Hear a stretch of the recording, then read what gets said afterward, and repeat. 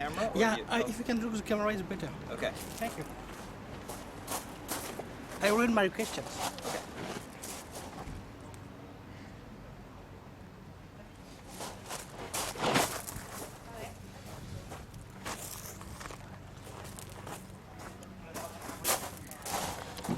For those who do know you, can you talk a little about your first films, 4-letter words, Take Out, Prince of Broadway, and Starlet? Yeah. You want me to just briefly talk Yeah, about yeah, them? briefly.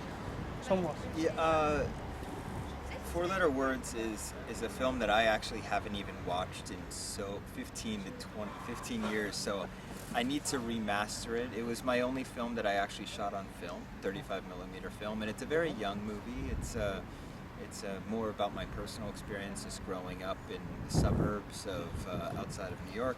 So I think it's a very young film, and it's a film that probably isn't so wonderful, but at least it's personal. So maybe it holds up after all these years. We shall see.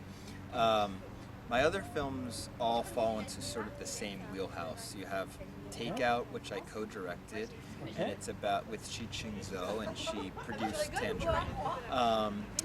That film is about an undocumented Chinese worker in Manhattan, and he's struggling with a smuggling debt. Then you have Prince of Broadway, which is about an undocumented, so a lot of West African immigrant who is selling counterfeit goods in Manhattan, and one day he has to deal with a small child who may or may not be his son. And then Starlet, which was my first film that took place in California, in the San Fernando Valley, and it's a relationship piece it's an intergenerational relationship piece between a 20-year-old and an 85-year-old, two women that live in the valley. And so, and that was also starting to focus, it had a small theme that focused on sex work. So I think that was the progression that led me to Tangerine, where I was still focusing to a certain degree on sex work. Thank you. How did you meet Kitana, Kiki Rodriguez, and Mia Taylor, the two main characters of your film? Yeah. How did you choose these two actresses? Well, I discovered we basically through we call it street casting. Okay. We found Maya Taylor at the LGBT Center, which was about a block away from the intersection of Santa Monica and Highland, and there was something about her. I saw her from about 40 feet away, and I don't know how long is that in meters? Oh, like this? Yeah. And so I saw her, and she was with friends. Okay.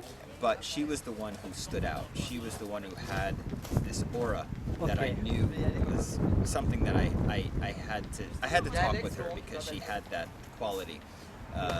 So I approached her and we talked to her about the type of project we were doing, and she expressed just as much as enthusiasm back to us. And she was the first person to express enthusiasm. The others thought that we may be cops, or when we approached women on the street, they were working, so they thought we were Johns or cops. Okay.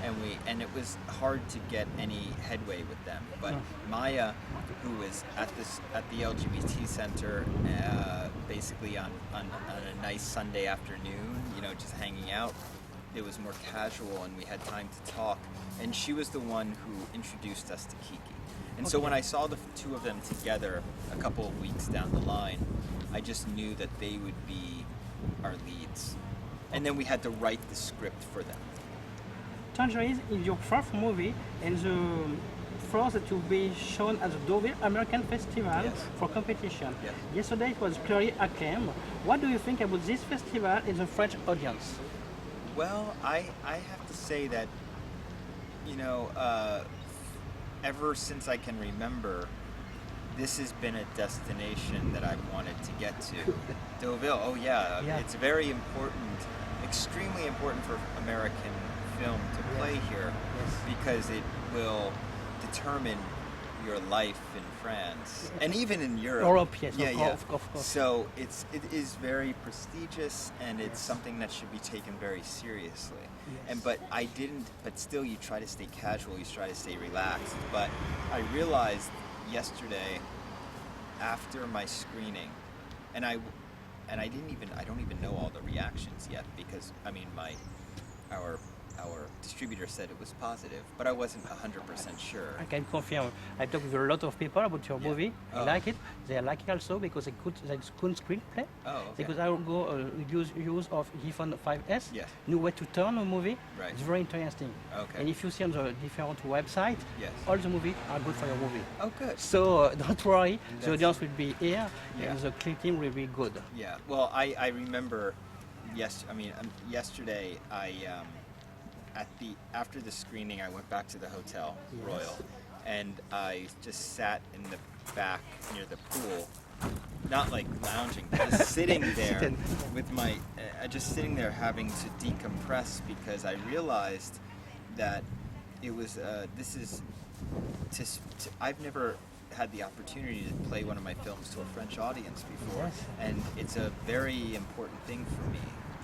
You know, because we can never determine your tastes. Yeah. But your tastes are very important for us as a way of like, we want your respect because we respect you so much. Yeah, I and know. your French cinema, you know, has dictated our lives in many ways. So we hope we are doing something in which you see that, you know, we are trying our best. Yeah, you can. Good. Okay. What are the biggest difficulties that you have met during the filming of this movie? It was, you would think it was to do, well, there's always money. There's money situation. production, yeah. It's not a comfortable living, you know, it's your quality of life drops when you make micro-budget independence because you don't have the money to support your living. But that wasn't, I think it was more of the emotional toll that the film took, Yes. and I wasn't expecting that. You know, even though the film is a comedy, it has a lot of comedic elements, you're still dealing in a world that's very dark, and if you have to be in that world every day for an extended amount of time, there's no way that you can't bring it home with you. So after our shoot, I think I had a time where it was very emotionally taxing, and it was difficult. I actually went a little crazy, I think. But yes, I hope I answered that question. Thank you.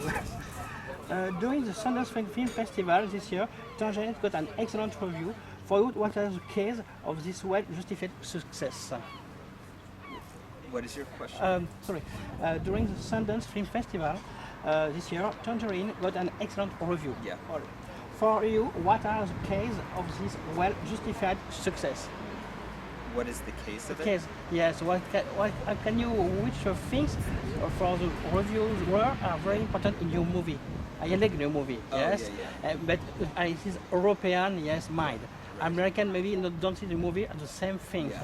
So what do you think? What they like this? Oh, I don't. You know what?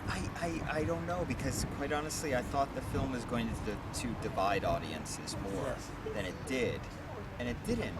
Which even after Sundance, I was worried that it was going to divide audiences when it went theatrical, and it didn't. For the most part, you know, it was. I have to say, there was a nice love of the movie. Yes. There was a small minority who did not like the Yes, film, but right, very of course. small. And to tell you the truth, I think it's all I can say is we made a film that was very organic. There was something very organic about the making of it. There was nothing calculated. It came from our hearts, and Certainly. I think that made it up on the screen somehow. And Yes. translated. We feel this in your movie, Oh. very sincerely. Oh, thank you. You write a screenplay of Tangerine with Chris Berglock. Can you talk to us about this film, the screenplay, and how that partnership was? Yeah, Chris Bergosh, Yeah. who I co-wrote the screenplay with. I love working with him. he thinks very differently from me, but that's what's good because we meet in the middle. Yeah. And we wrote the last film together, which is called Starlet, and I liked that collaboration because of the fact, again, that we met our sensibilities kind of are extreme in different directions. Yes, super of you. And I'm very, very influenced by European cinema, and he's very influenced by Disney and Spielberg and Lucas. And so, yeah, so we meet in the middle. Yeah. And Good. he brought a lot of these wonderful. There are a lot of things that he brought to the screenplay that I just I think has enhanced it so much so. I mean, he was the one who pitched the idea of it taking place on Christmas Eve. Yeah. He came, and that's just one of the many things that he came up with. But it was just a wonderful idea because it adds so much to the subtext of the film. So it's a good collaboration. We write scriptments. For this one, it was a script. It was half a script, half a treatment. It wasn't a full script. Yeah. We've written full scripts before, but this one we kept it loose. Can you talk also a little about your collaboration with Scott Quincy? It's very cool to have him in your movie. I'm very fan of Chuck. Sorry, Chuck. Oh, I can't wait to tell him. That's great. He came to me from my producer because my producer had a connection to Chuck, and it's just one of those things. That's why I love my team, because they're producers, but they're called creative producers because they're thinking creatively. Yeah. And I remember when we lost our actor for that scene, I said, I don't know what we're gonna do. And Darren Dean said, well, there's this guy, Scott Krinsky, I think you'll like him. And I hadn't met him before that morning. Yes. So he came, and when we did the scene, he came on a bad day. See, usually we have good days where we're all getting along, but this day we were fighting. Okay. And he had to watch this, and on top of that, he saw that we were shooting on the iPhone, so we thought we were very amateur. We were fighting with iPhone. It just did not look. Yet he stayed professional. And then a few months later, I think he was very, very pleasantly surprised when we said Sundance. He's like, really? What? So yeah. Good. Los Angeles is one of my favorite cities. I recently spent 3 weeks. I think that you have captured the real essence of the city in your movie. We feel Los Angeles on the different place. Right. Can you talk a little about Los Angeles, the things that you like in this city and the things that you don't like? You know what? I have fallen in love with Los Angeles, and I'm from New York originally. You said yesterday. I'm a real, and people thought I would never move. I never thought I would move, and it seems to be blasphemous. I feel like I'm a traitor. But the thing is that I found that Los Angeles is changing in many ways. There's a culture that's growing. There's an independent film community that's solid and very supportive.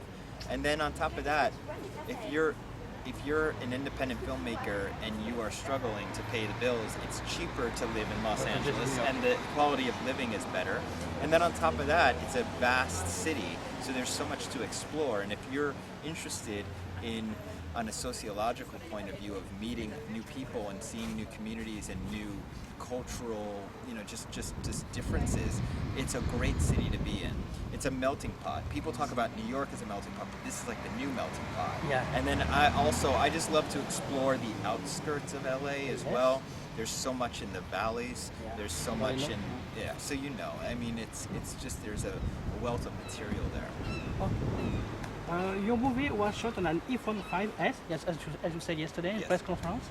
Can you talk about this way of doing a movie and the pros and cons of filming this way? Yeah, the only con is that you have to accept the fact that you have a tiny little lens, so it's definitely going to give you a different look. It's going to, even though you have HD resolution, everything will be in focus. There's no depth of field. If you have your hand will be in focus, and and miles away will be in focus. So if you can accept that, then I think you're okay. Because as far as the ease, technically, it's very easy. The workflow is the same as editing any other material. And on top of that, it helped me with my particular style of filmmaking because It allowed me to shoot clandestinely, number one, and shoot real city street life without calling attention to ourselves. Okay. But also, our first-time actors, it helped with them because it put them at ease. They had iPhones themselves, so between takes they would be taking selfies of each other. So when I put my iPhone in their face, they weren't intimidated, and that was very, very important. Especially, you can see their performances are natural. My last question to finish. What project are you currently working on? Well, I'm trying to get another film off the ground, something that focuses on the lives of children down in Florida. Okay. And it'll stay in the same wheelhouse in terms of content, but I think the style may change. I think a lot of people are expecting me to stay with the iPhone or stay hyperactive. Yeah. And I think this is going to be a departure. Hopefully it won't disappoint because I still hope that it'll have a life of its own. Thank you very much for this interview. Okay, thank you. Thank you. Have a good day. All right. Bye. Thank you, Maurice. So, an explorer.